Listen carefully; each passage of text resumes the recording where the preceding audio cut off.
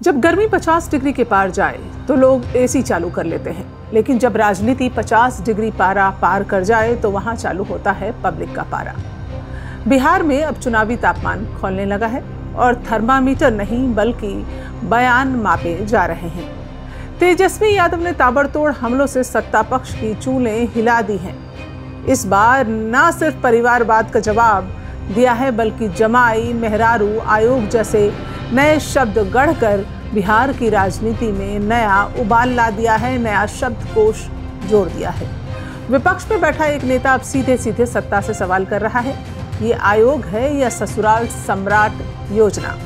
कहीं मंत्री का दामाद चेयरमैन बन गया तो कहीं सांसद की पत्नी आयोग की सदस्य, कहीं आईएएस की बीवी तो कहीं जेडीयू के नेता की बेटी।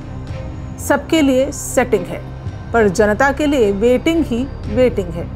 तेजस्वी यादव कह रहे हैं, हमारे घर को परिवारवाद कहा जाता है और जब इनका घर फलता है तो वो सुशासन कहलाता है। राजनीतिक विश्लेषक कुछ और कह रहे हैं, ये तेजस्वी की परिपक्वता का संकेत है। वो ये बता रहे हैं कि अब वो मैच्योर हो गए हैं। 9वीं फेल का जो दाग उनके सिर पर था वो अब शायद सवाल पूछने की वजह बन गया है।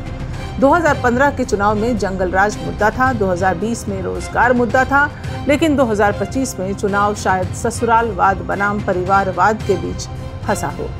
तेजस्वी के इस हमले से न सिर्फ बीजेपी बल्कि जेडीयू के भीतर भी बेचैनी का माहौल देखने को मिल रहा है। जो नेता दशकों से पसीना बहा रहे थे अब देख रहे हैं कि मलाई खा रहे हैं बहनोई, दामाद और बेटियां। राजनीति का सच यही है, जो भी सत्ता में होता है उसका परिवार भी सत्ता में होता है। फर्क बस इतना है कि कोई इसे योजना कहता है, कोई इसे नौटंकी।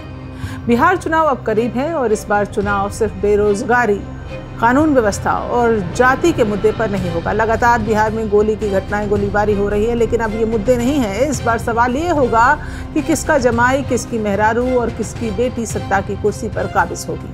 कहानी लंबी है, पन्ने अभी बाकी हैं, लेकिन तेजस्वी ने पहला शब्द तो लिख ही दिया है और ये शब्द है आयोग।